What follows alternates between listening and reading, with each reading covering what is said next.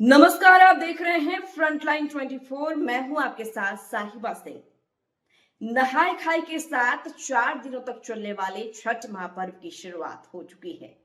हिंदू धर्म में छठ पूजा का विशेष महत्व होता है।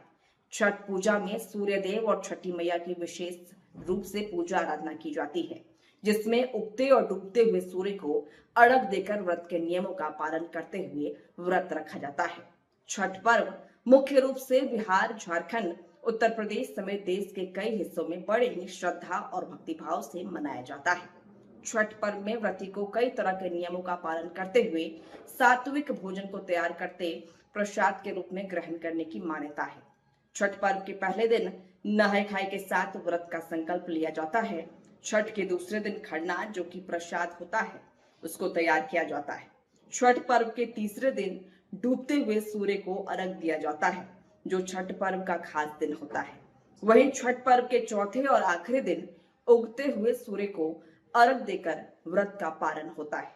नहाय खाए छठ महापर्व के पहले दिन की विधि होती है, जिसमें व्रती अपने शरीर और मन को शुद्ध करने के लिए इस प्रक्रिया का पालन करते हैं।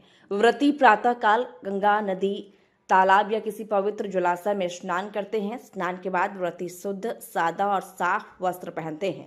स्नान के बाद रसोई और पूजा स्थल को साफ किया जाता है।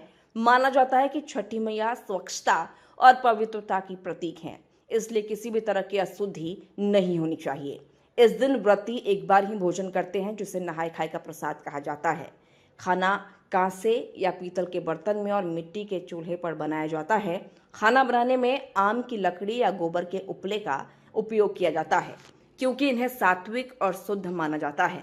भोजन में आमतौर पर कद्दू की सब्जी, चने की दाल और सादा चावल बनाया जाता है।